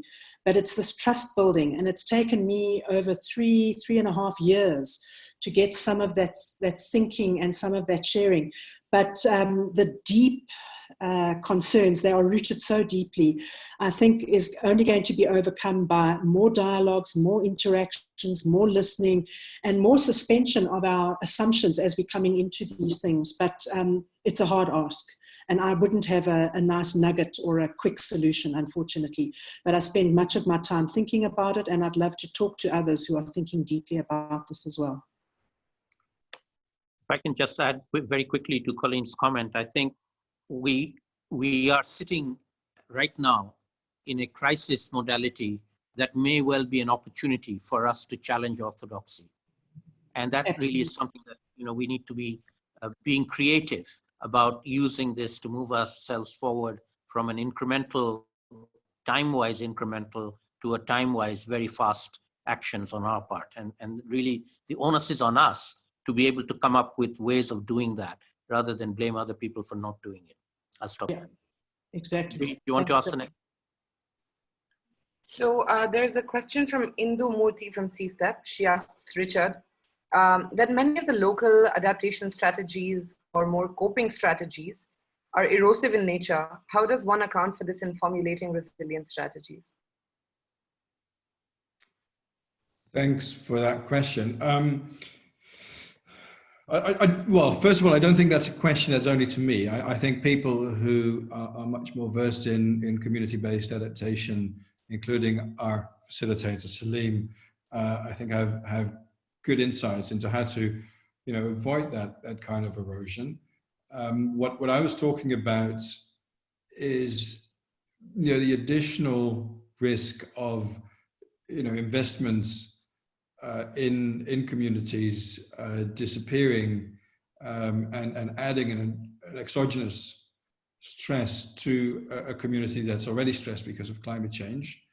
And I think what that shows is the connectivity, the connection between what happens at the local level and what happens elsewhere. There's several examples. I gave the one of the coffee farmers in Guatemala during my talk, but you know, one case study that actually started off the work that we're doing with Adaptation Without Borders looked at a drought in 2008 in South and Southeast Asia, where India, Thailand, and Vietnam, three very important rice exporting countries, were affected. And the response of these countries to the drought was to impose export bans or export restrictions of rice, which had an immediate effect on the price of rice on the world markets, and therefore also affected rice importing countries. So in Senegal, for example, in West Africa, rice on the markets almost tripled, which made it obviously very expensive, too expensive for many people. The result was food riots in the streets of Dakar, political instability, and people dying as a result of that. Now, if you have these kind of connectivities, you know, is that because something went wrong in Senegal? Is it because India, Thailand, Vietnam should have done something different? Is it because we are missing some kind of global mechanism that that mitigates these kind of risks? Would there have been a responsibility or a job for the UNFCCC, for the World Food Programme, for any other international organization to try and address that?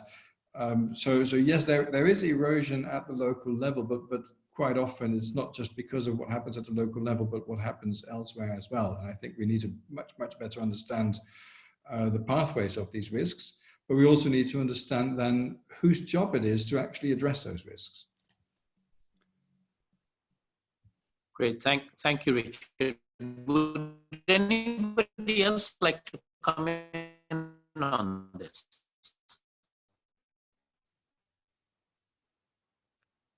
If not, then let me invite Julie to ask the next question. Juhi? Okay. I think Georgina. Yes, go ahead. No, Colleen? Yes, please.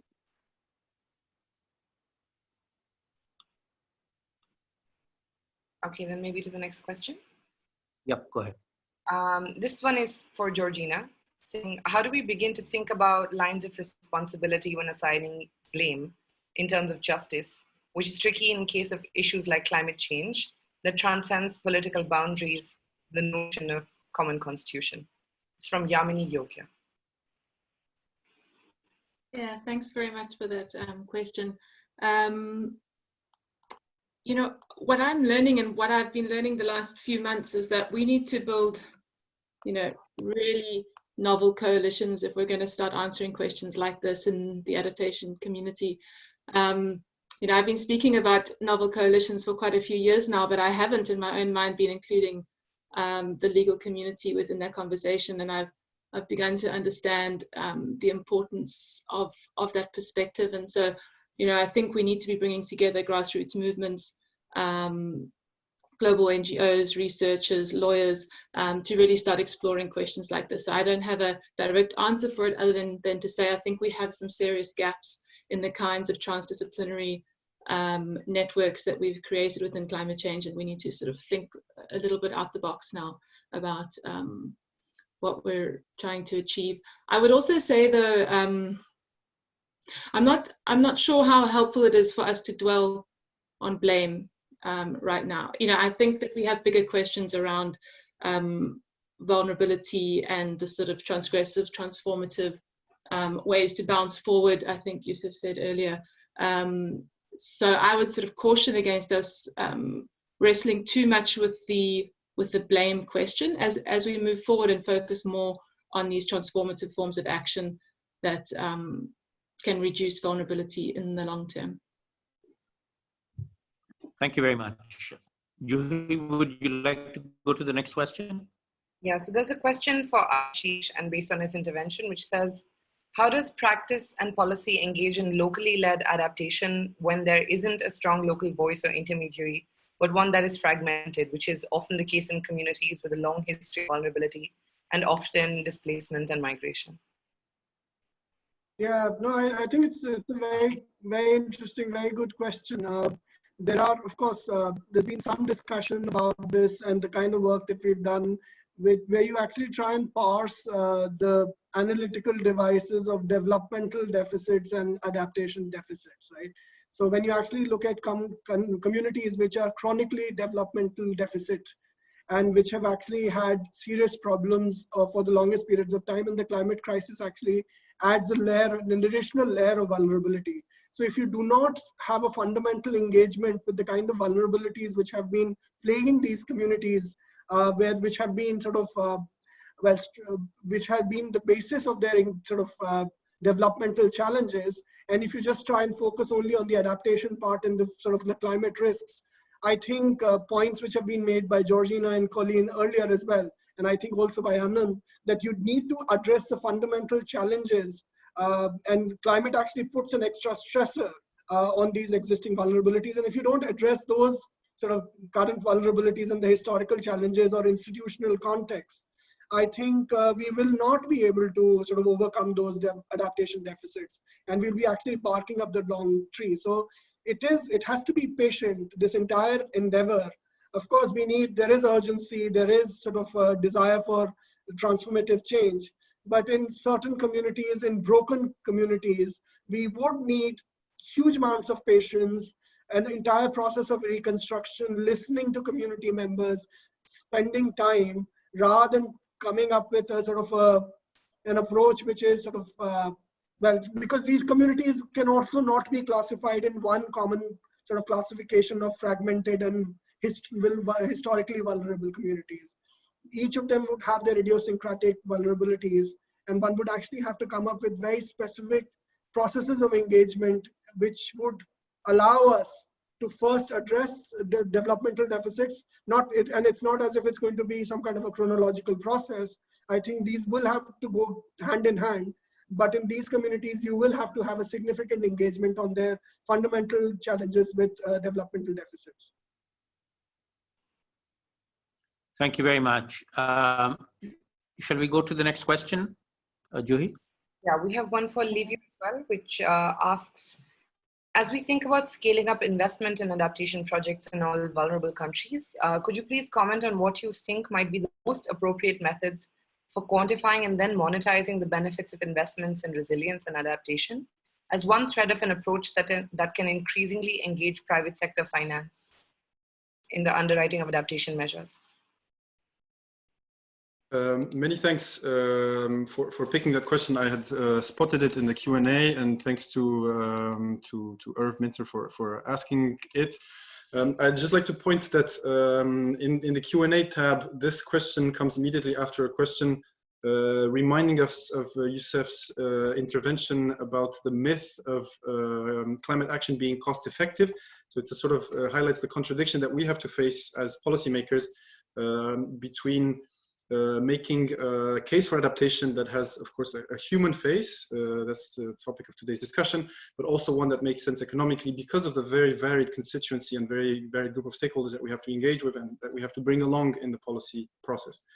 To the specific question that Yuhi sort of read out and picked up from the Q&A tab, I have to say that it's something that's really concerns us and that we're very actively exploring all sorts of ways to quantifying, but also monetizing the benefits of investments in resilience.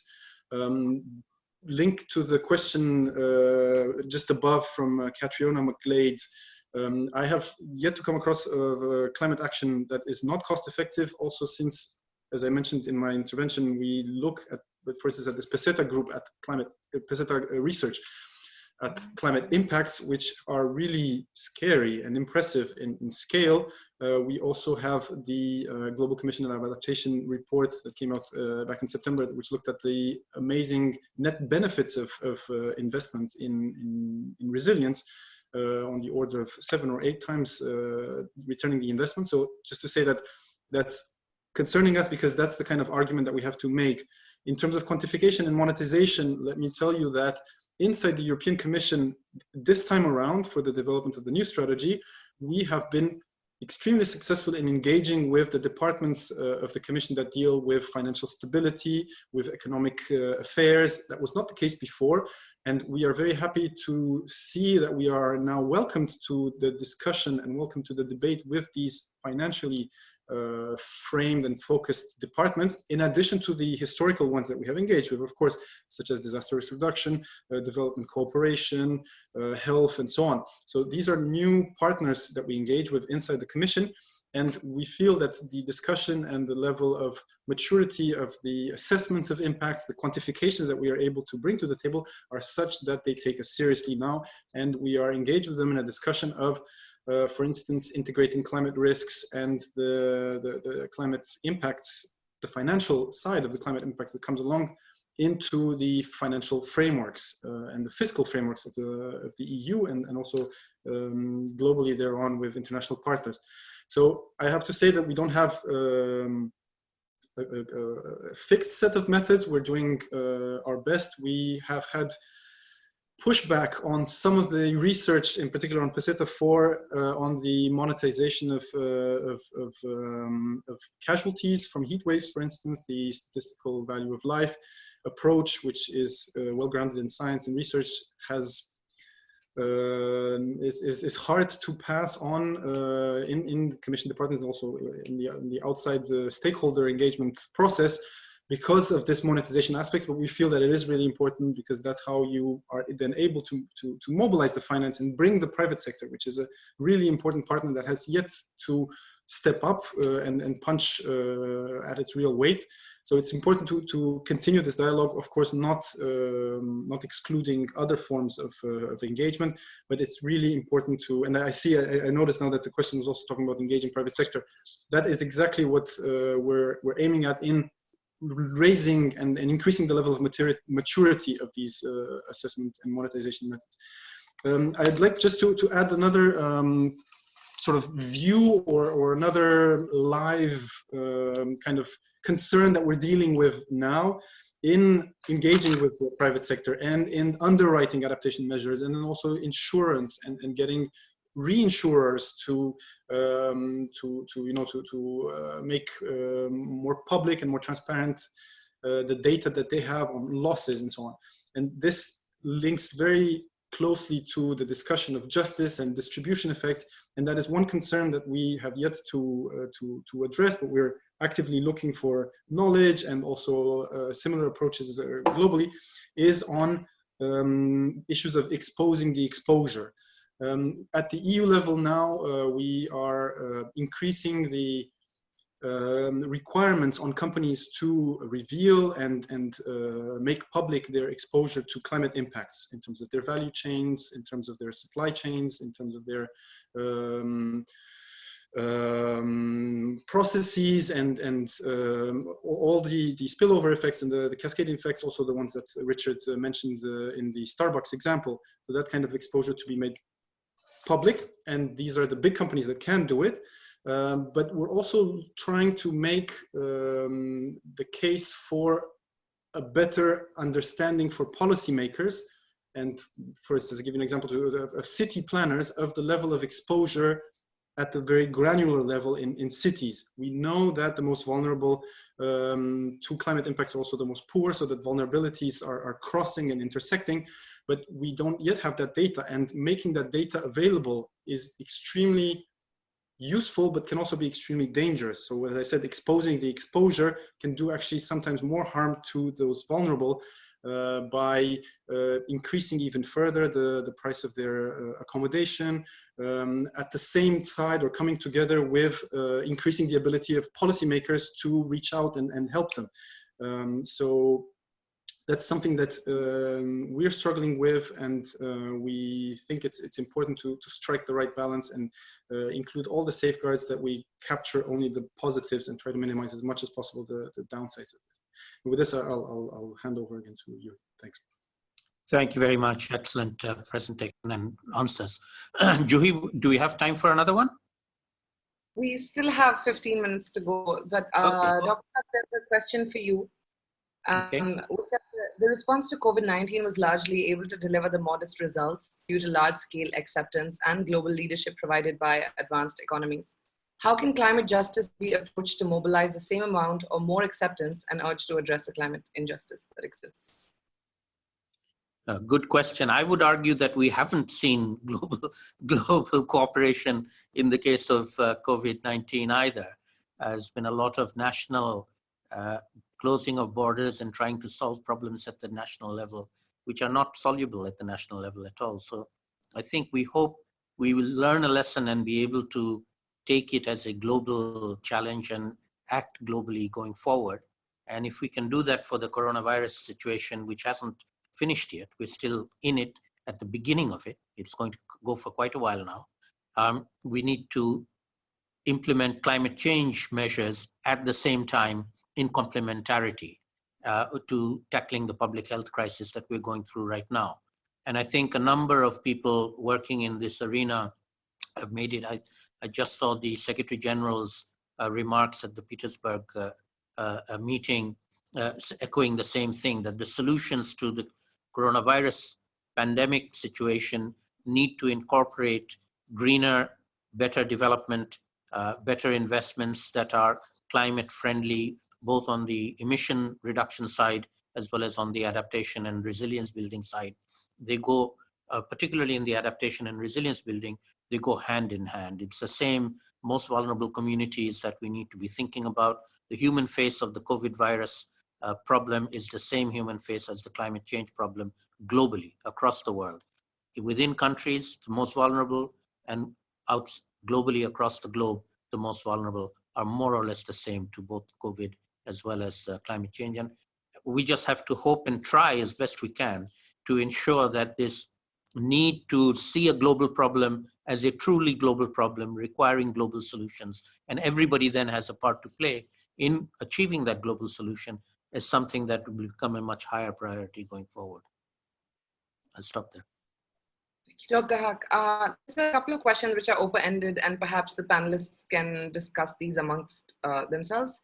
And then perhaps Dr. Klein can answer some questions that he has said he will answer live.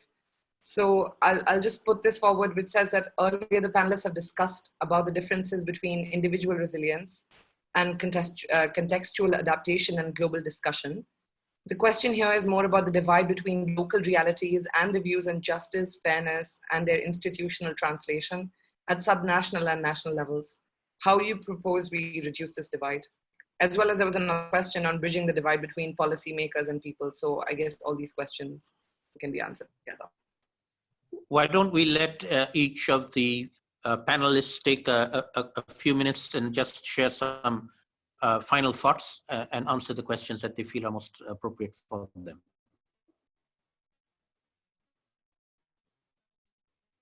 Who'd like to go first?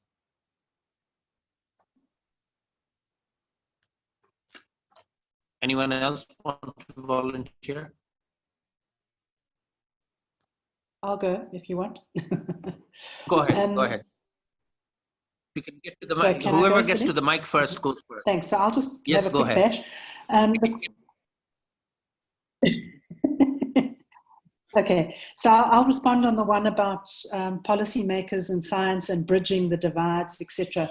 I think we need to move away from this notion of bridging and rather think about it as much more messier relationships. And it's trying to navigate in that mess that we need to think about. So I think we need to be careful about kind of doing science and then throwing it over the wall, if you like, and hoping that policymakers will come fetch that. So that leads us into this whole notion of co-production, transdisciplinary, blah, blah, blah.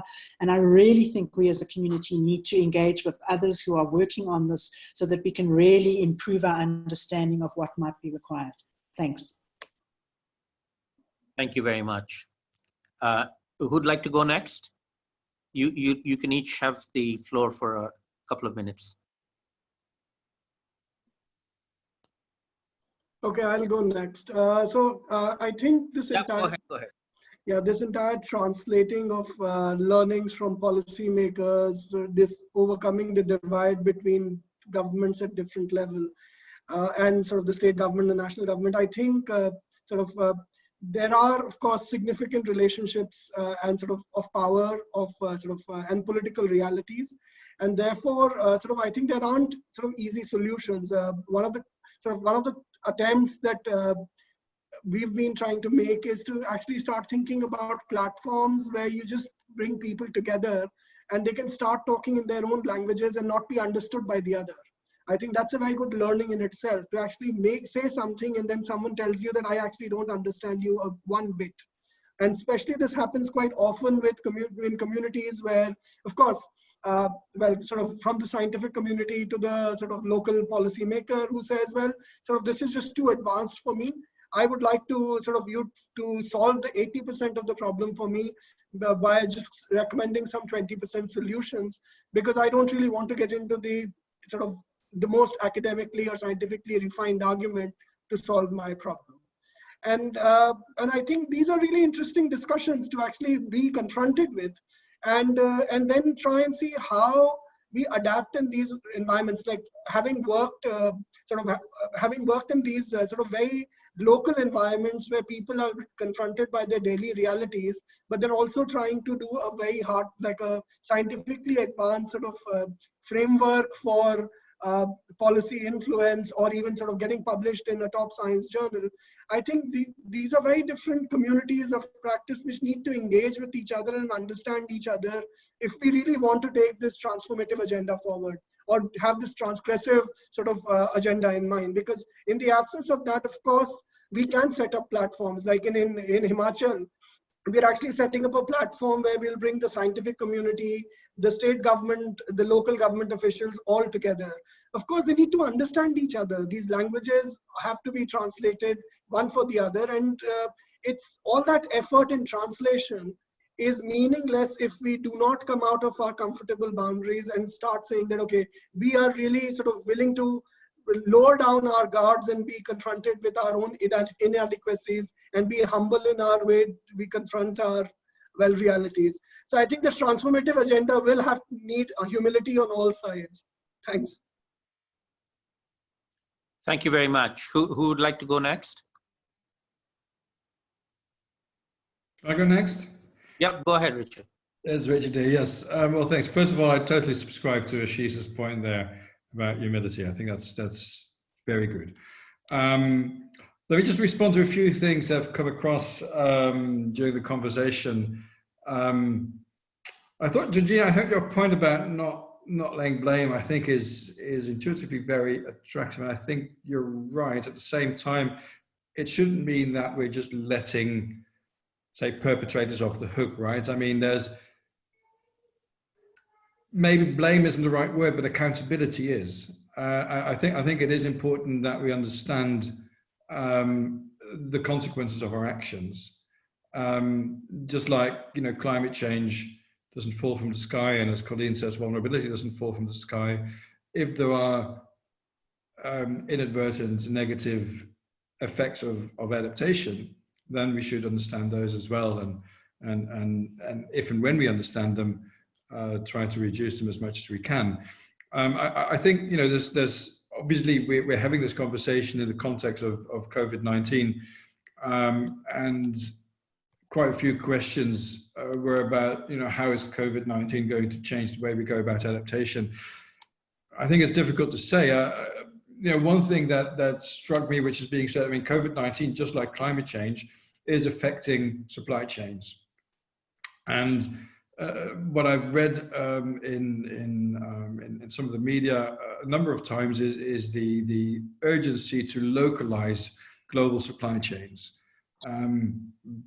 That would make countries more secure and have easier access to essential products.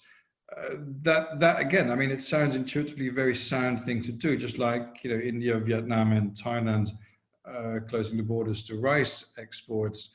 But again, that also has consequences. If we localize our global supply chain, what consequences will it have on the livelihoods of people in countries that were part of a global supply chain but won't be of a local supply chain? Connected to that,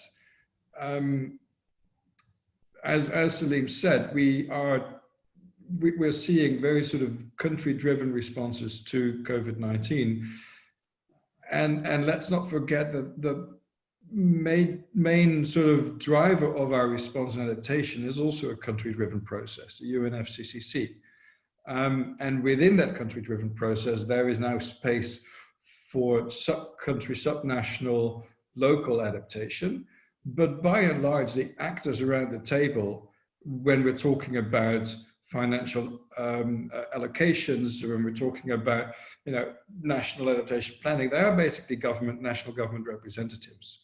I'm not saying that's wrong. I think that's the nature of how things is. But as we have managed to make people at the national level increasingly aware of the importance of connecting with local communities and grassroots action, in the same way, it'll be important to make them aware of the nature of systemic risk and the fact that we're all in this together. That has been, you know, at the moment, if countries interact in the UNFCCC, it's mainly to fight with one another, and we need stronger coalitions, and not only of countries based on their economic development status, but on the nature of the risk that they're facing. Just one final point, Olivia, you talked about the engagement with trade unions as part of the European Climate Adaptation Strategy development. I think that's absolutely excellent, and also the importance of the private sector and engaging the private sector. I think just in the way with mitigation, you know, there is now a mechanism for the private sector to basically internalize the negative external effects of their emissions.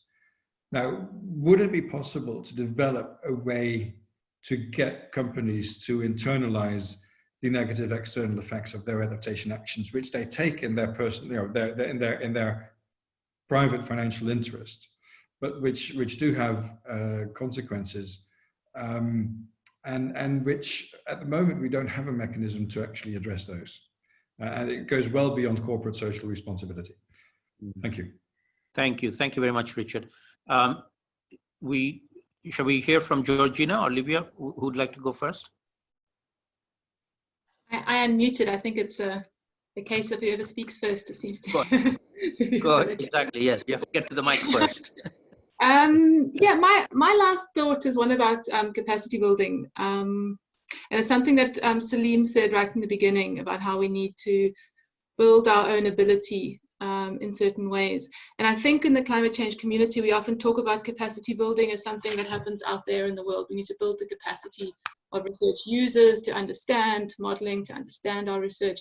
And I think we need to flip that right on its head, because I think we need some very serious capacity building of the research community. We need to build our abilities to co-produce knowledge. We need to build our abilities to pursue impact through our research, to accept even that we are agents of change in these systems and we're not just documenting what's happening, particularly when we take a climate justice perspective. And we need to build our ability to recognize existing capabilities where they exist. If we go into this work and we ask about vulnerability, then we will find vulnerability. But if we go into this work and we ask questions about existing capabilities, and I'm standing away from saying existing resilience, because I also hear that comment earlier that we impose resilience on communities and we have to ask better questions. But capabilities, the ability to respond and how we build out from that, I think is a very useful question, but I don't think we're very good at it yet. So I think that we need to build a lot of capacity within our own research community within these areas. I think I'll stop there. Thanks very much. Great, thank you very much. I see Yusuf would like to make a comment before he leaves. Yusuf. Thank you so much, Salim, and thank you to everyone. Very inspiring. Just 2 points. I take note of Colleen's point on the messy set of relationships that we're dealing with, and sort of, instead of building bridges, finding some better form of overarching system. And I totally subscribe to that. And it's at many levels. It's at the level of time, the level of space, the level of administrative level, but also across different actors. So we need that sort of overarching model of how do you make sense of that entropy. Now it's just left to fall into place randomly with different actors doing whatever they can. I'm sure that's not an optimized state. So I don't know if research can help us with that very innovative type of sort of meta level discourse. And remember, I mean, one of the biggest elephants in the room is that we deal with global problems using international machinery, not global. And so there is a disconnect there. We are a group of nations, and there are certain constraints with that in dealing with something that's global, but it's the best that we have. So if we can find something that not necessarily supranational, but a way to diffuse the constraints of having to deal with discrete entities, not just nations, but also corporations and all other discrete actors and ministries, etc. This is the type of thinking that would be different now as we move forward. And it's nice that in the wake of the COVID crisis, this becomes a lot more acceptable, I think. And one small final word as a follow-up to Liviu on cost effectiveness, etc. I mean, the point here is when you have, once you start with the premise that loss of life is an intolerable loss, you don't subject it to cost-benefit analysis, but cost effectiveness is fine, in which you choose the best possible resource allocation to achieve that end benefit, which is total avoidance of loss of life, notwithstanding that whatever calculation you have may not show that the benefit, the financial benefit, outweighs the cost. So just applying CBA to certain areas may not be the best way, whereas cost effectiveness is actually not a bad thing in this regard. So that's all. Thank you very much. Thank you very much, Yusuf. Liviu, would you like to have a last word? Yes, thanks. It's been extremely, not just informative, but also very inspirational, the exchange. And I'm very grateful for the opportunity to join. I'm sure it would have been better, and the contacts we make and the different conversations we could have pursued bilaterally would have been so much more enriching in real life. But this already has been said many times. It's a second best, and it's a very good second best. So congratulations to the organizers for managing to pull it off so smoothly. As I said, I take back to our bureaucratic policymaking process a lot of food for thought. Colleen, we're ready to be on the other side of the fence to receive the knowledge you're throwing. It would be better to just open the door and then we can we can pass it directly. Also, Richard, I close with a small reaction. Indeed, it would be very important to integrate this kind of, I wouldn't even call it second order kind of impacts of adaptation measures, but I'm afraid that what we're dealing with, at least in the EU, and that's something that is worth a complete separate section on its own, a separate session on its own, sorry, is the fact that in the EU, at least, we're very late to wake up to the adaptation reality that we need. So what we're doing is sort of trying to bring people to the table to discuss adaptation in the first place. And the EU institutional policy responses now are to incentivize adaptation action in the first place. So all these second order impacts will come at a later stage. One direct process that is ongoing now, and I think, Richard, you surely are aware of this, is the development of an EU taxonomy for sustainable finance, where we're establishing criteria to categorize and sort of basically get cookie points or smiley points for your different investments for the private sector, depending on the impact you have on mitigation, on adaptation for the time being, and then later on developed for water, biodiversity, and other sectors, and including a sort of a very powerful under layer for all of these important social criteria of do no significant harm to the other ones. So the linkages between these categories are being thought and internalized. So if you get a thumbs up for having a mitigation investment as a private sector, you should not be getting it if your mitigation investment has significant harm on adaptation. Or if you have an adaptation investment that you are carrying out as a private investor, or that you're underwriting, that adaptation investment should not have detrimental impacts on mitigation. You should not be adapting to heat waves with, carbon cooling, simply air conditioning. So that kind of logic is there. But as I said, the second order, so we're trying to incentivize the investments in adaptation. And I think this will be an evolving process, and it's set from the beginning to be evolving and to add further layers. And this one will be an important layer once all these considerations are mature, also in the scientific discourse and community. So thanks again to all. It's been an immensely enjoyable experience. Pass the floor back to Salim. Thank you very much, Livio. I'd like to thank all our panelists and the organizers as well for organizing this event. It's been an extremely, I think, fruitful and interesting discussion. I don't know if you heard in the background, the call for prayers has just gone out. This is the month of Ramadan and we're all fasting here. So I just had to break my fast. Let me just conclude with sharing a little bit of a thought from my side. As many of you may know, I write a regular weekly op-ed column in the Daily Star newspaper in Bangladesh. It's a leading English language newspaper. Comes out every Wednesday, and today happens to be a Wednesday. So the article I wrote in today's paper, which I'm happy to share with you, is on the notion of social capital versus finance capital. And I think what we have been guilty of in the past is giving too much predominance to finance capital versus social capital. And the point that Yusuf made about the loss of life being something you can't put in money terms speaks to that. And to me, I take that very personally in that the work I do, I see as building social capital. And my relationship with every single one on this panel and participants in this conference is always one of building friendships. I don't say building bridges, I say friendships. And it's the same thing with working with politicians, with governments. It is about finding common ground, common interests as human beings first, then professionals second, and then solving problems third.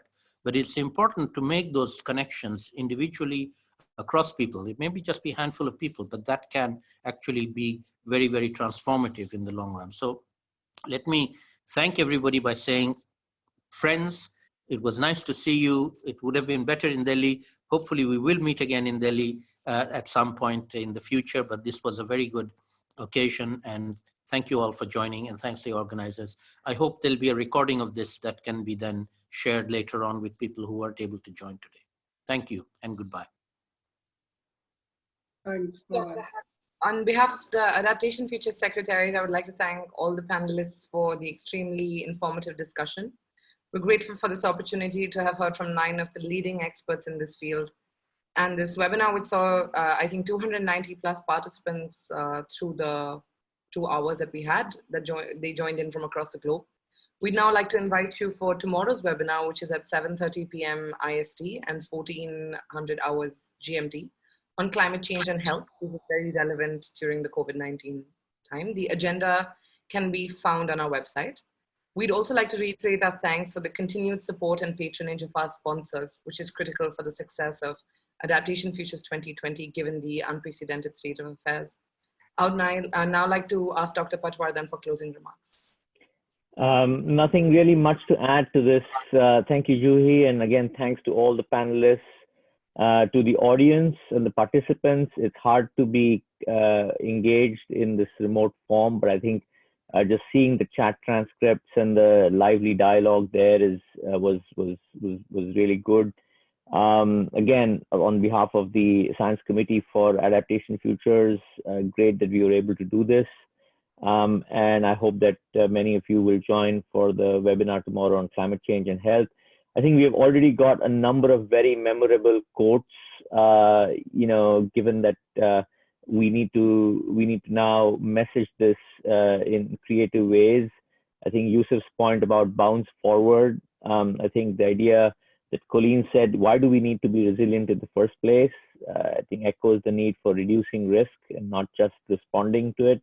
So I think there are lots of really good insights and thoughts from this conversation, and I hope we can continue this in the days ahead and hopefully all get together for Adaptation Futures in person. Thank you all.